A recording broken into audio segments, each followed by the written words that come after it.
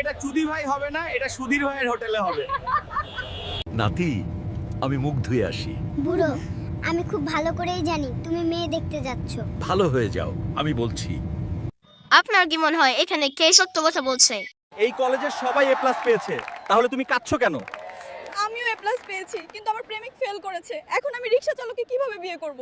মেয়েটির এখন কি করা উচিত আপনারাই বলেন। রাস্তায় ভিক্ষা করতে লজ্জা করে না? তোর 2-4 টাকার জন্য কি অফিস খুলবো নাকি? অফিস খুলে বিক্রি করার আইডিয়াটা আপনার কেমন লেগেছে কমেন্ট বক্সে জানান। বাবু, তুমি আমাকে আইফোন 17 প্রো ম্যাক্স কিনে দেবে কবে? কিন্তু বাবু, আমার কিডনি এখনো বিক্রি করার মতো বড় হয়নি। এই বল্টু, এখানে দাঁড়িয়ে আছিস কেন? শ শ পাড়ার বউ মনে হয় শীতের ভাপা পিঠা বানাচ্ছে।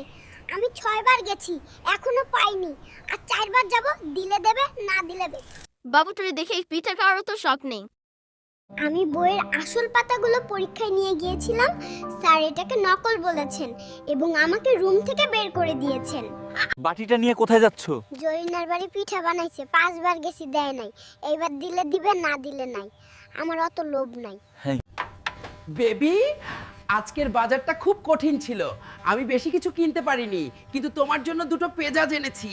আমার মেয়েকে ছাড়ার জন্য কত টাকা নেবে তুমি? বিজ্ঞ বিচারক, আমি গরিব হতে পারি, কিন্তু আমি ভিখারি নই।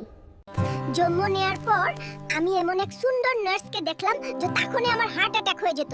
তাই এখন আমি গোলাপ নিতে যাচ্ছি। ওই নার্স, আমার সাথে সম্পর্ক শুরু করুন, আমার দাদা আপনাকে প্রলুব্ধ করার আগে।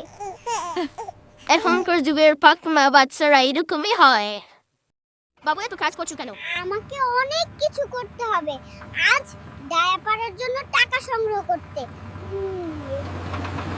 মা সারাদিন ফোনে থাকে আর আমাকে সব ঘরের কাজ দেয়।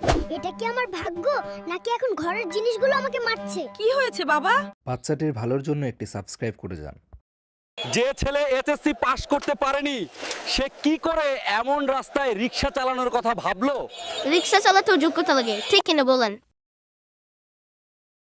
দাদু ভাই, ওই নার্সটা খুব সুন্দরী, ওর নাম্বারটা জোগাড় করে দিবি?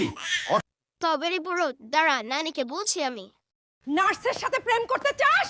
দাঁড়া, এমন ইনজেকশন দেব যে প্রেমের নাম ভুলে যাবি। তোমাকে কেন শাস্তি দেয়া হয়েছে? জানি না, মাদাম আমাকে একটা চিঠি লিখতে বললো, তাই আমি একটা প্রেমের চিঠি লিখে দিলাম। কিন্তু মাদাম রাগ করলেন কেন জানি না। লুঙ্গি পরেছেন বলে কি পাইলট আপনাকে বিমানে উঠতে দিল? কেন? পাইলট কি কোনো ফ্যাশন ডিজাইনার যে আমার ফ্যাশন ঠিক করবে? দোকানদার বলল 1200 টাকার 1 টাকাও কম দেবে না। আমি দর কষাকষি করে 1199 টাকায় ছিনিয়ে আনলাম। আসো আমার সাথে দরদাম করতে। কি একটা অবস্থা ভাই, ছোটবেলা থেকে মুরগি চাষ করলাম বড় করে ডিম খাওয়ার জন্য, এখন দেখি সবগুলা মোরগ খা। মাত্র 100 টাকা দিয়ে শুরু করেছিলাম, আজ সেটা 1 লাখে চলে গিয়েছে। মানে ঋণের পরিমাণ। এই শীতে যারা স্নান করতে পারে তাদের থেকে দূরে থাকুন, কারণ তাদের কোনো আবেগ বা অনুভূতি নেই। আমি ভাবছি এই বছর আমি স্নান করব না। আমি প্রতিদিন এই বাঘের দুধ খাই, তাই আমার বাঘের মতো শক্তি আছে। আর কে কে বাগিয়ে খেতে চান তা আমাকে কমেন্ট বক্সে জানান।